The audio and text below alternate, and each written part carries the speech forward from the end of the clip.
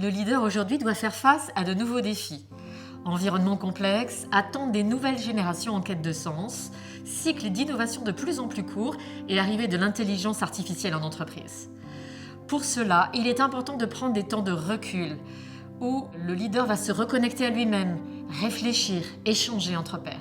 Et c'est dans cet esprit que nous vous proposons, avec Fabienne, la retraite Leadership Altitude, un moment privilégié pour vous ouvrir une réflexion, à la fois une démarche réflexive intérieure, mais également une démarche intégrale, puisqu'on vous permettra, à travers des randonnées, à travers des prises de point de vue sur des points hauts, d'ouvrir votre réflexion et d'engager donc une démarche à la fois libre et engagée. J'ai écrit un livre avec 17 grands dirigeants, managés avec son âme. Dans ce livre, je développe une méthode en 3 temps.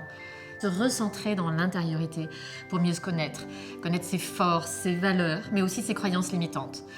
Ensuite, se décentrer dans l'altérité, travailler la relation à l'autre, si importante dans le management. Et enfin, se surcentrer pour se situer dans un environnement plus large, donner de l'impact à son action, laisser une trace à la fois sociale et environnementale, tout en permettant à son entreprise de réussir.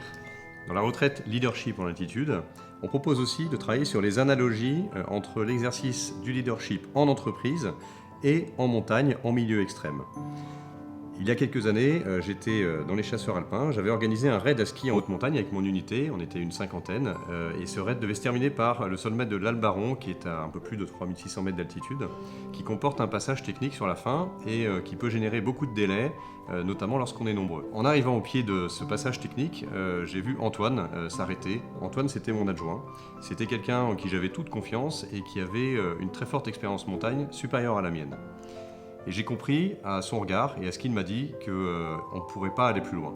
Et ce jour-là, en quelques secondes, j'ai conclu et appris que l'exercice de l'autorité, ce n'était pas forcément foncer tête baissée sur un projet qu'on s'est fixé, même s'il est très attrayant, mais c'est aussi écouter, prendre en compte l'expertise et savoir faire preuve d'humilité dans certaines circonstances. Nous aurons la présence de Stanislas de Kersis, ancien PDG de Cartier et mentor de plusieurs startups.